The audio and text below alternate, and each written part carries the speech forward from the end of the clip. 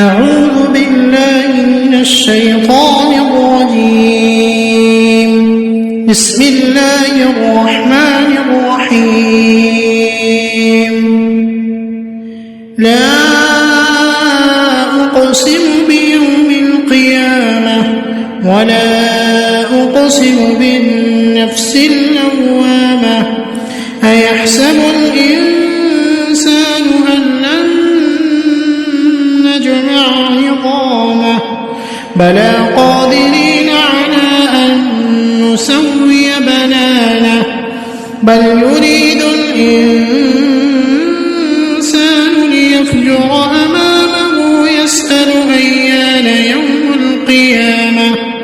فإذا برق البصر وخسف القمر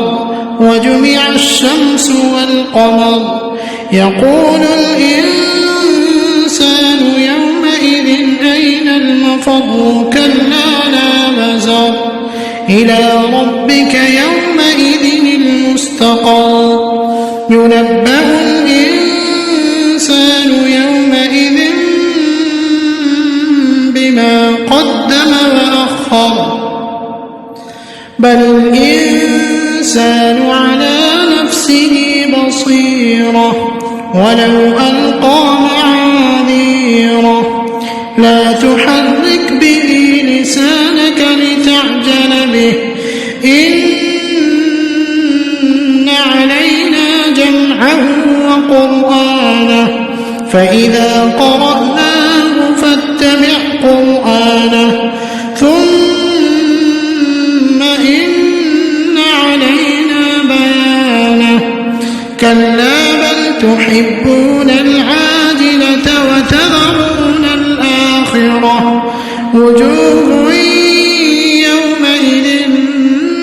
ناظرة إلى ربها ناظرة ووجوه يومئذ باسرة تظن أن يفعل بها فاقرة كلا إذا بلغت التراقي وقيل من راق وظن أنه الفراق